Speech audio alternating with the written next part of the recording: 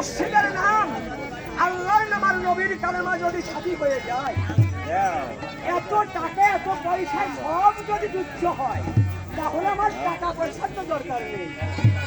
আমি যাতে আল্লাহকে পাবো আমি সেই পথে যাবো। তাই আমি আল্লাহর নামে ফকির হয়ে চলে যাবো। তবে যাবার বেলায় আমার কথার দূষণ হয়ে আমার সঙ্গে কে যাবে? এক কথার দোষণ তো তুমি আগে পেয়েছো। কোথায় পেয়েছি? এই তোমার মা দিতে তুমি খানে চাল করো। হ্যাঁ, চাল লাগতে তুমি সিন্ধুক করে পেয়েছো। এই সিন্ধুক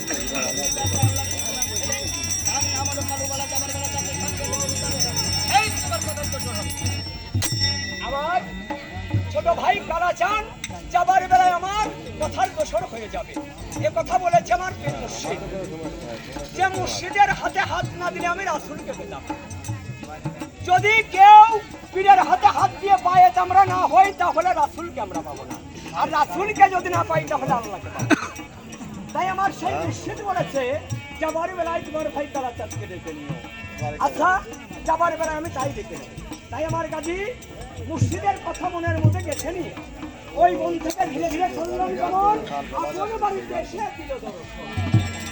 গাজী আমার গভীর রাত্রি হয়ে গেছে, মা বাবা আত্মীয় স্বজন যদি জেগে থাকে যেতে দেবে না। তাই আমাকে জেগে থাকতে হবে যাতে সবাই ঘুমিয়ে যায়। রাত গভীর হয়ে গেছে, এমন সময় তার মা বাবা সবাই গাজী আমার বাড়ির থেকে বাহির হয়ে অনেক দূরে চলে গেছে। কে মসজিদের দোকান করে চলে গেছে। আমি একবার আমার কালাচাঁদকে ডেকে দেখি পাই কিনা। আমার পাড়ার দোষর ভাই কালাচাঁদ। আরে কথা নেই, এইভাবে ডাকলে কালাচাঁদ কিন্তু শুনবে। কেন গো, কেমন এই কালা মানে নতুন শুনতে পারে। আচ্ছা, তারপর আমি তাই দেখি।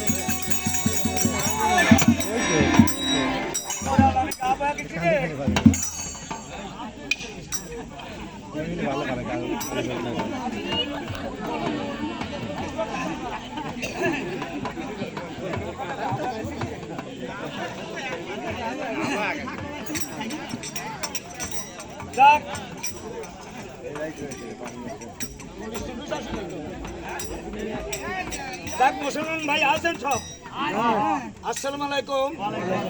আর হিন্দু দাদা যদি ভুল করে আসেই থাকেন, নমস্কার।